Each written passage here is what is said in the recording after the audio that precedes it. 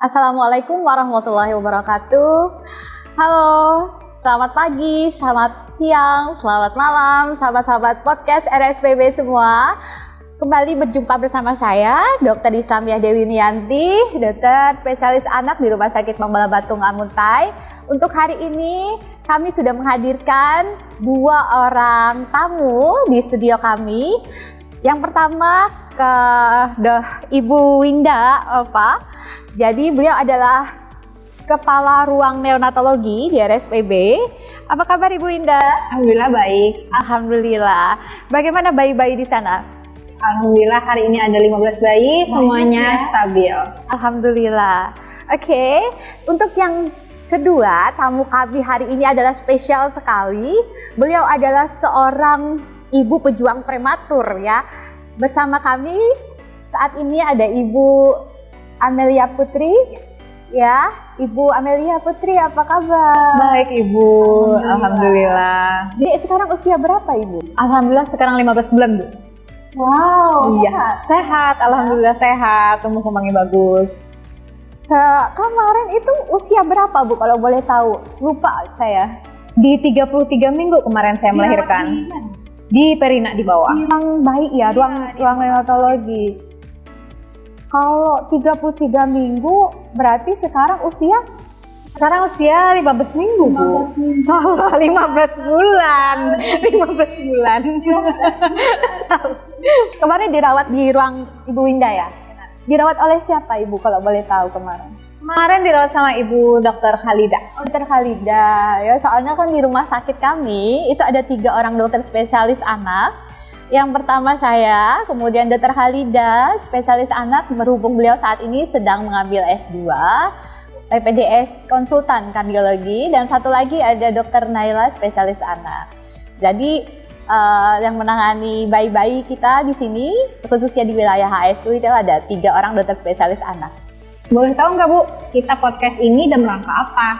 Oke, iya, saya lupa tadi mengasih tahu ya, bahwa di sini kita podcast ini karena kita lagi dalam rangka Hari Prematur Sedunia. Jadi sesuai baju kita hari ini. Mohon maaf Ibu belum dapat baju. Nanti ya habis ini dapat bingkisan ya baju prematur ya. Jadi di sini kita mau bincang-bincang tentang apa sih itu prematur gitu ya. Bagaimana perawatannya dan apa saja. Nanti kita diskusi saja di sini semua ya Ibu Indah, Ibu Putri ya. Intinya podcast ini kita edukasi Bu. Iya. Edukasi apa itu prematur, bagaimana perawatan di rumah sakit, kemudian bagaimana perawatan pasca rawat. Nah, berhubung di sini ada Ibu Amalia Marisa Putri, pejuang prematur, mungkin bisa berbagi pengalaman. Tapi sebelumnya kita edukasi dulu nih, sahabat podcast, apa sih prematur itu? Bisa Ibu lebih rincikan lagi? Ya, berbicara tentang prematur. Jadi prematur ini kan sebenarnya bayi-bayi yang lahir pada belum saatnya. Jadi seharusnya bayi itu lahir di 37 sampai 40 minggu, tetapi ini bayi-bayi itu lahir di bawah 37 minggu. Kebetulan kemarin Ibu, baby siapa namanya Ibu? Najla ya, baby Najla lahir pada usia kehamilan 33 minggu ya.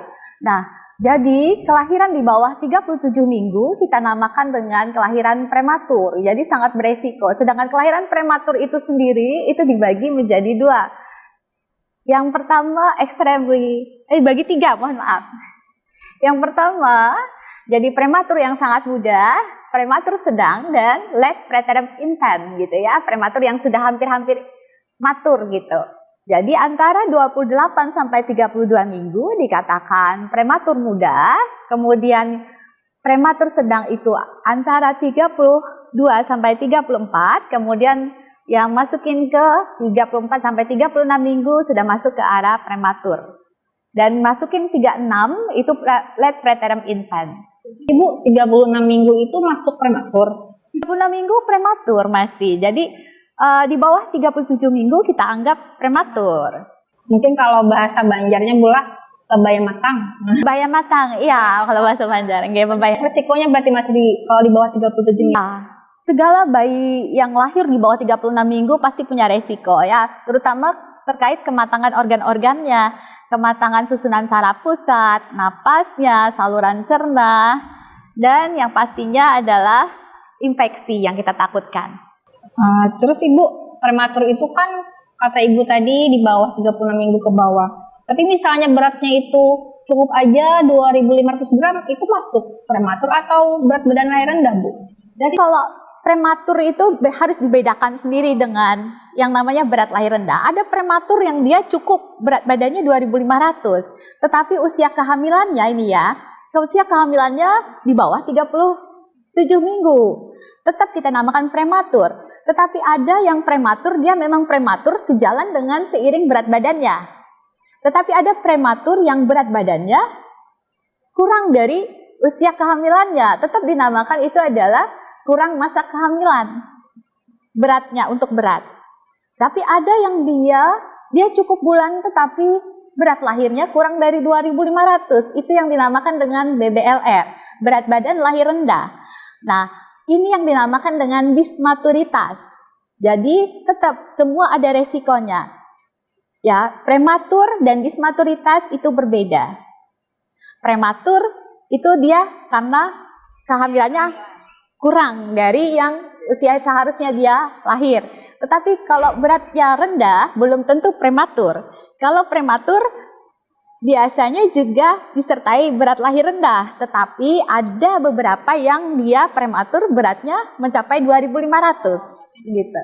Iya. Nah, Bu, untuk prematur ini apakah harus dirawat di ruangan khusus? Misalnya kayak bayi Ibu Putri tadi kan? Iya. Berapa dirawat berapa? Iya. Kemarin kan bayi saya itu dirawat sekitar 16 hari di inkubator, Ibu. Inkubator. Iya, betul. Apa saja Bu yang terjadi kemarin? Kemarin yang terjadi itu Ceritakan dari lahir. Oh ya, boleh. Riwayat gitu ya. Boleh saya berbagi dan sampai pengalaman ke ya. babynya. Iya. Jadi kan dari awal saya kehamilan sampai umur 5 bulan itu Bu nggak ada keluhan sama sekali. Kayak biasa aja, cuma kalau saya kontrol USG itu memang berat badannya si janin kecil. Tapi waktu itu ya saya itu pikir nggak apa-apa ini bayi kecil biar saya bisa lahiran normal gitu kan, cewek gitu. Tapi di usia 33 minggu kehamilan air tuban saya itu mengalir terus. Iya, merembes gitu Bu, merembes. Terus dirawat di rumah sakit sekitar 2 hari. Di situ diobatin, disuntik pematang paru sama dokter kandungan. Terus 2 hari itu nggak keluar lagi tuh, nggak merembes lagi. Pulanglah saya. Besok harinya merembes lagi. Nah, dari situ nggak bisa tertahankan. Walaupun obat segala macam disuntikan udah nggak bisa lagi dihentikan pembukaannya. Terus melahirkanlah sore. Ternyata bayinya, itu kan saya belum sempat USG nih, terakhir berat badannya berapa? Dokter tanya, kemarin berat badannya terakhir berapa? Saya bilang belum sempet cek kemarin saya. Terus lahir 1.600 kg. Kayak saya kaget tuh. Terus kata bidan yang di ruang PK itu kan, banyak-banyak berdoa ya, ini 50-50. Gimana? Iya, 50%. Ya Allah, situ saya, gimana ya Bu perasaan saya. Terus disuruh pulang tanpa bayi. Karena bayi saya harus dirawat di inkubator. Stres. ASI saya itu 2 hari nggak keluar. Saya ngantar ke Perina itu, saya nyebutnya kan ruang Perina. Ke Perina itu ada yang sehari itu cuma 1 mili. Kata teman saya kan yang kerja itu, nggak apa-apa, atar aja berapa mili itu. Ya Allah. Terus ya, setelah saya usahakan, saya sudah menerima takdir, saya sudah menerima keadaan, Berdamai sudah. Iya, berdamai sama keadaan 2 hari gitu kan, udah lihat anak saya juga boleh menjenguk.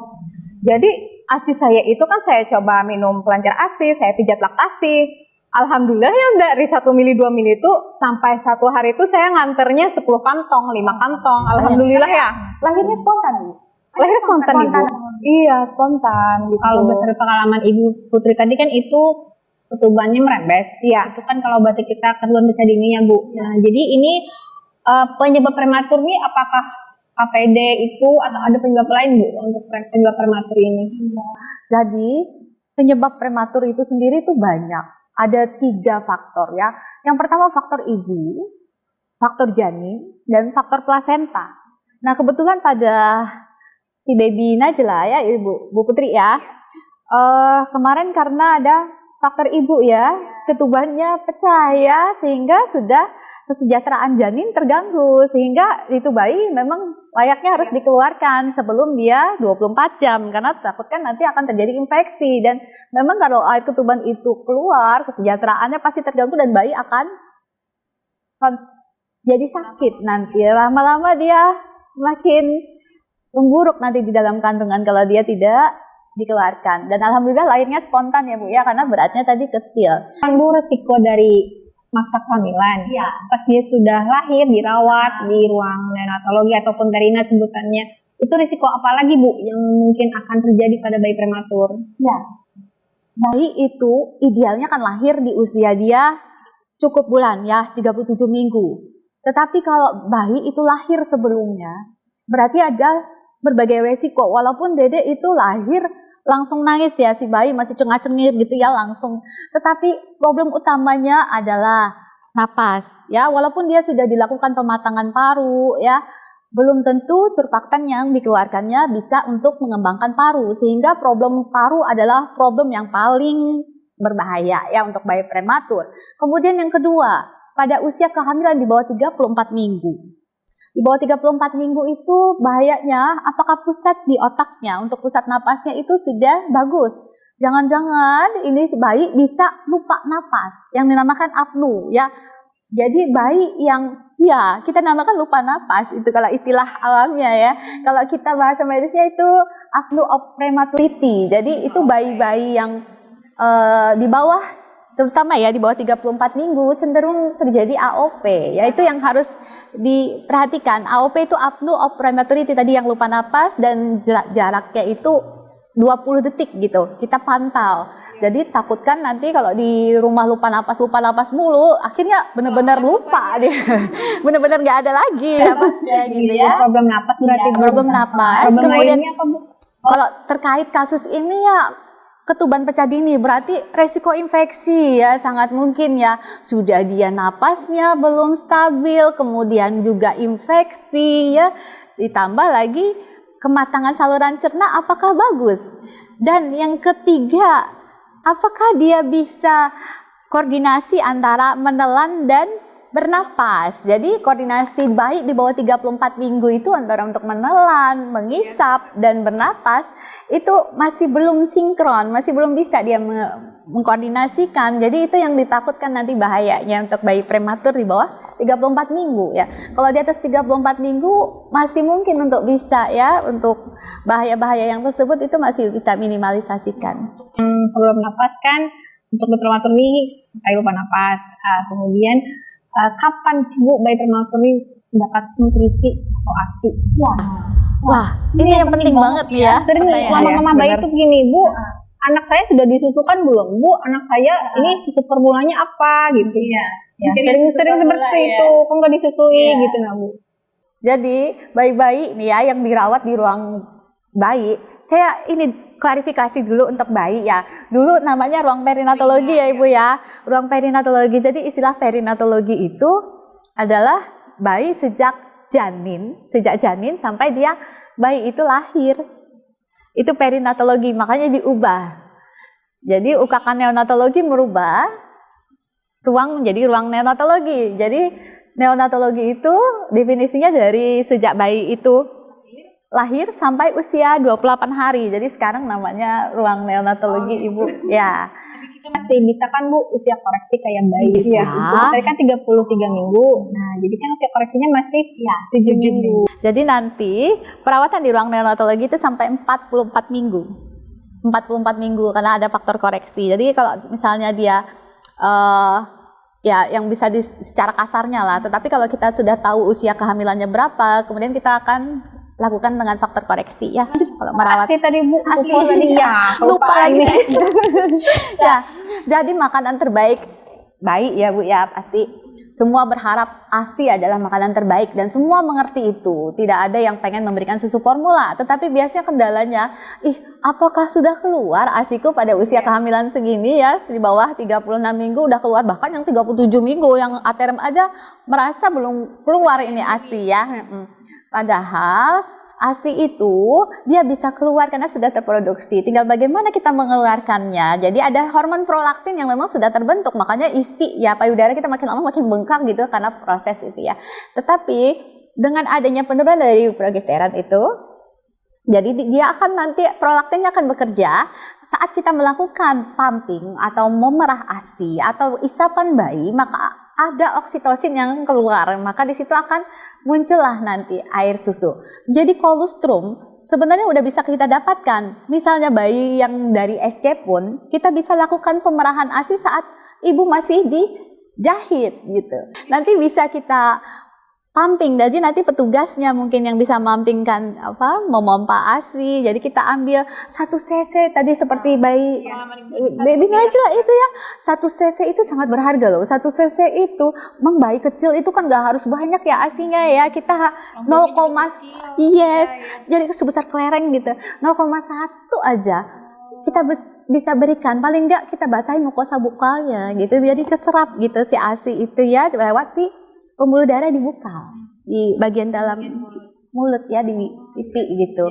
Kita basahin, iya. Jadi membuat respon antibodinya nanti makin naik sebelum kita paparkan. Iya, jadi di sini dikenal banyak dengan sebagai ASI basi ya. Kalau kuning itu katanya ASI basi ya, itu mitos ya. Padahal itu di sini dibuang, itu sangat penting padahal ya untuk antibodi, apalagi bayi-bayi yang dirawat, bayi sakit gitu. Jadi bisa ya sedini mungkin, tidak ada bayi prematur itu yang kita puasakan. Jadi kalau dia stabil, secepatnya dikasih. Tidak boleh puasa. Kalau misalnya ada perdarahan sedikit nih, misalnya ada semburat-semburat dikit gitu ya, ada dia muntah coklat dikit gitu, itu tidak harus dipuasakan. Jadi bayi prematur kita harus kasih. Semakin dia prematur, semakin kita kasih. Jangan puasakan. Berhubung apa? Bayi prematur itu dia cadangan itunya, cairannya itu sedikit dibanding bayi cukup bulan. Jadi semakin kita puasakan ini makin kurang. Harusnya udah dapat ya dari awal. Kan juang ASI juga nih termasuk hebat dari pumpingnya itu. Terus bisa pengalaman lagi nggak Bu? Misalnya selain ASI nih nutrisi bayi, misalnya perjuangan perawatannya sama di rumah sakit bagaimana? Selama di rumah sakit saya diajarkan KMC, metode kangguru. Terus diajarkan memandikan, segala macam diajarkan oleh semua perawat bidannya gitu. Dan bidannya iya KMC Ibu. KMC itu bahasa KMC Ibu ini ya kemarin diajarkan KMC itu apa tujuannya, kenapa harus dilakukan KMC. Terus di rumah Ibu lakukan KMC juga Ibu? Saya lakukan, tapi saya nggak pakai gendongan lagi Ibu karena rempong nggak ada yang pasangkan. Jadi langsung aja nggak pakai baju ya. Prinsipnya tidak harus pakai gendongan yang khusus gitu ya KMC itu. Intinya KMC itu menggantikan fungsi dari inkubator. Jadi kangguru mother care atau perawatan bayi lekat yang kita kenal sekarang itu meminimalkan penggunaan inkubator. Jadi perawatan bayi prematur tidak harus punya inkubator di rumah atau bikin kayak sarang ayam gitu ya pakai lampu gitu kan dulu. Iya itu sekarang udah enggak. Jadi yang penting adalah skin to skin kontak. Di situ akan timbul transfer hangat dari ibu ya. Saat perawatan itu umur berapa Bu? Atau kondisi apa yang bisa bayi untuk KMC atau perawatan metode kangguru tadi? Ya, bayi-bayi yang di bawah 2 kilo kita bisa lakukan perawatan metode kangguru, terutama untuk bayi-bayi yang di bawah 1,5 gitu ya, 1,5. Jadi kalau bayinya selama perawatan itu udah stabil dalam hal hemodinamik, sudah bisa minum, bernapasnya bagus, tidak ada lagi yang asinkron antara bernapas dan menelan. Secara dilihat sama dokternya sih ya, dilihat oleh dokter spesialis anaknya, dia stabil, suhunya bagus ya. Yang pertama suhu, detak jantung, dia tidak apnu, maka boleh dilakukan KMC. KMC itu boleh bertahap. Jadi KMC-nya parsial kalau yang selama ini dilakukan di rumah sakit ya. Sekarang itu sejak tahun lalu udah dikembangkan terapi bersama itu ya, bersama ibu ya. Menstimulasi perawatan bayi di rumah sakit bersama ibu. Jadi orang tua di sini berperan dalam memberikan stimulasi saat bayi itu dirawat.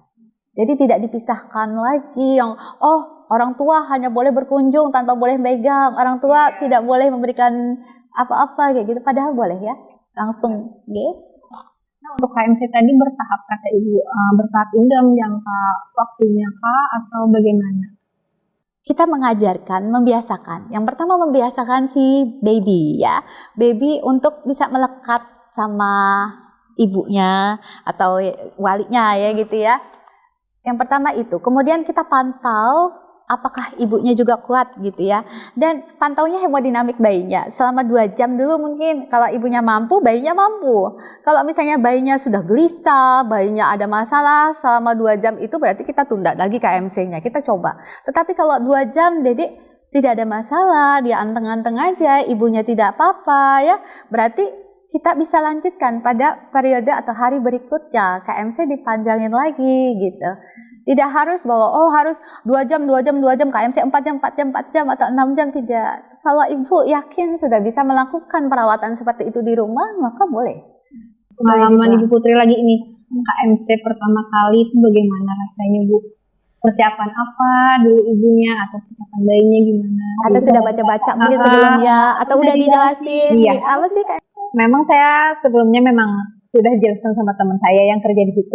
Nanti kamu diajarkan KMC gitu, diajarkan memandikan, ganti bab segala macam. Jadi kan itu pertama kali saya memegang bayi saya. Memang karena kan sebelum-sebelumnya cuma lihat karena ya ada infeksi atau segala macam. Iya, dalam pengalaman saya pertama dipasangkan yang alat yang gendongannya itu. Iya. Terus mengangkat bayi yang segede guling kecil itu. Guling kecil, guling bayi. Beratnya ada penurunan nggak? Menurun, iya menurun. Ya, Kayaknya 1000 gitu ya, enggak ingat saya. Pokoknya setelah keluar itu di inkubator menurun ya Bu, iya soalnya itu. Terus dikendong, terus disuruh susuin. Pokoknya ditekankan sama bidannya kan harus menyusu langsung gitu. Disusuin gitu perasaannya ya, campur aduk. Seneng banget, haru Bu. Senengnya itu kan ini anak saya alhamdulillah sampai sekarang bertahan gitu, sampai 16 hari kemarin bertahan. Terus harunya ya Tuhan anak saya kecil banget gitu. Gitu Bu. Ya sampai saat ini sehat ya. Iya, Berapa hari kemarin Ibu KMC-nya? KMC-nya 1 minggu setelah lahir ya. Nah, sampai 16 hari gitu. Lama kemarin. Bertahap dari 2 jam, 4 jam gitu kemarin. Iya, 4 jam Langsung bisa ya. Enggak juga Ibu, belajar juga. Nah, ini kan sampai 16 hari Ibu dirawat, kemudian bayinya diperbolehkan pulang. Nah, kriteria bayi prematur yang diperbolehkan pulang itu seperti apa Bu? Ya, kadang keluarga nggak sabar, kapan pulang? Mau bicara sama dokternya, kapan pulang? Ya, Nanti gitu. Ya. Jadi bayi prematur dipulangkan saat dia sudah bisa mengkoordinasikan. Ya, tergantung usia kehamilannya juga. Harusnya di atas 34 minggu. Tetapi kan ada bayi yang dari 32 minggu, masa harus sampai 34 minggu. Tapi padahal bayinya udah bisa koordinasi antara menelan, mengisap, dan bernapas. Kalau memang dia stabil secara hemodinamik, kemudian dia juga bisa mengkoordinasikan seperti itu, tidak ada gangguan, bayinya mampu menelan, dietnya banyak, sudah bisa dia tanpa muntah ya. Tapi diperhatikan lagi, apakah ibu siap merawat si bayi di rumah? Kita harus edukasi, makanya di ruang perawatan bayi di rumah sakit, kami selalu mengedukasi orang tua untuk bisa merawat si baby di rumah. Jadi tanpa ketergantungan dengan perawatan di rumah sakit. Soalnya perawatan dengan ibu diharapkan lebih nyaman si bayi untuk bisa menyusu secara langsung, kemudian tidak ada stimulasi atau gangguan noise yang ada di ruang perawatan ya. Sehingga nanti efek psikologis ke dedek bayi gitu. Nah, untuk saat ini kan dedek bayinya usia berapa tadi itu? 15 bulan. 1 tahun 3 bulan ya? Itu sudah dikurangi koreksi?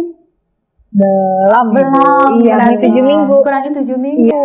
Berarti berapa sekarang? 15 bulan. 7 minggu. Kurangi 7 minggu, 2,5. 13 bulan. Sekarang sudah bisa apa Ibu?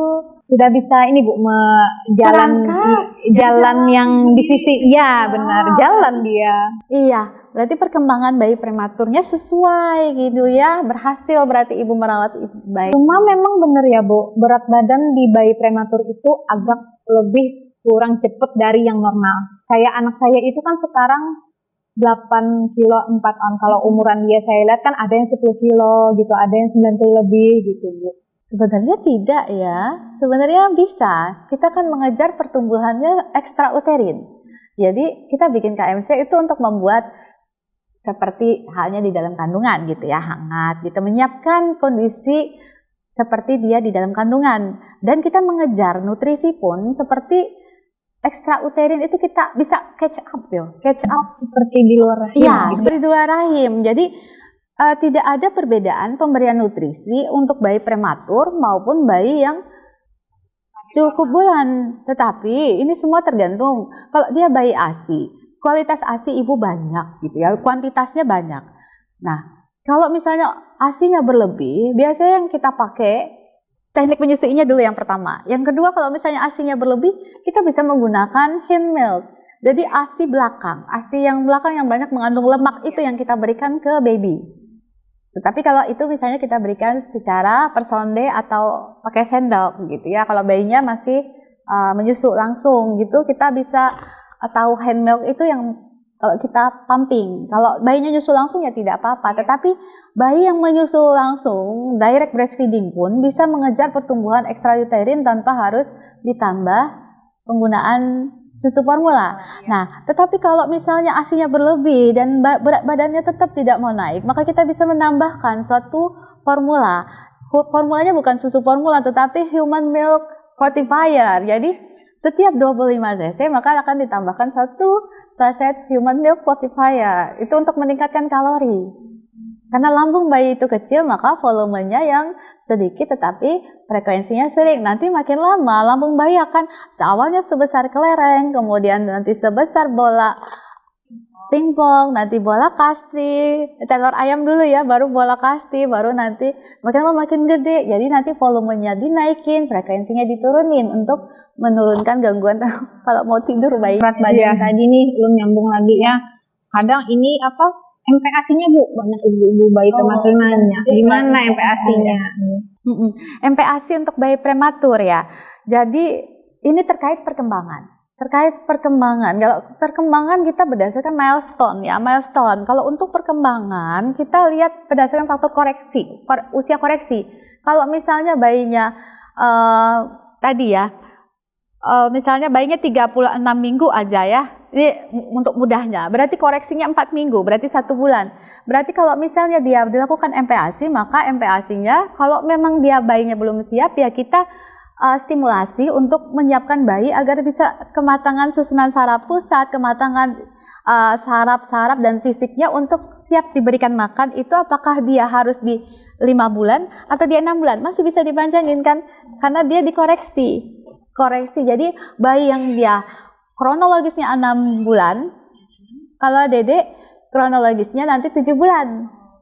Untuk dapat MPASI. Iya, jadi tidak usah kita aku seperti itu kan harus 6 bulan. Pengen cepat memberikan makan karena berat badannya tidak naik, tetapi bagaimana kita perbaiki dulu dengan menyusuinya.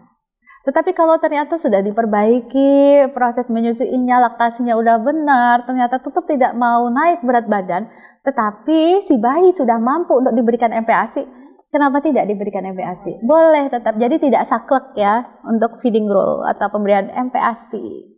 Ini Bu, perkara imunisasi. Kadang bayi-bayi BBR ataupun prematur yang sudah dipulangkan itu boleh nggak diimunisasi? Nah, kemarin baby Najwa gimana? Sudah diimunisasi belum? Sudah lengkap itu. Langsung ya pada saat habis lahir belum pasti. Iya, belum. Pas dipulangkan ada imunisasi. Ada dari rumah sakit. Selanjutnya itu yang DPT ya. DPT itu BCG ya, BCG itu sesuai bulan 1 bulan. Yang DPT ibu saya mundur gitu. DPT dimundur kenapa? Iya. Ya gimana ya Bu, lihat kecil gitu ya. Jadi takut ngerawatnya. Oke. Jadi sebenarnya untuk prematur itu untuk jadwal imunisasi sesuai usia kronologis. Jadi kalau misalnya bayinya 1 bulan ya sesuai yang jadwal dari Kemenkes atau IDAI yang ada di buku KIA ya kita bisa lakukan rutin. Tetapi untuk berat badan yang di bawah 2 kilo memang kita harus cukupkan dulu untuk 2 kilo. Ya kita coba naikkan berat badan sampai 2 kilo terutama untuk vaksin hepatitis B. Jadi untuk yang DPT, jam combo, DPT hepatitis B, HB0, itu HB0, HIB, itu kita mungkin bisa tunggu sampai 2 kilo, tetapi kemarin pada saat usia 2 bulan, Dede udah 2 kilo. Iya, sudah. Nah, ya harusnya sudah bisa diberikan. Jadi tidak ada masalah untuk jadwal vaksinasi, mengikuti jadwal usia kronologisnya dia, tidak dikoreksi. Tetapi untuk milestone perkembangan kita bisa koreksi sesuai usia koreksi aja ya. Terakhir nih, boleh nggak kita praktek?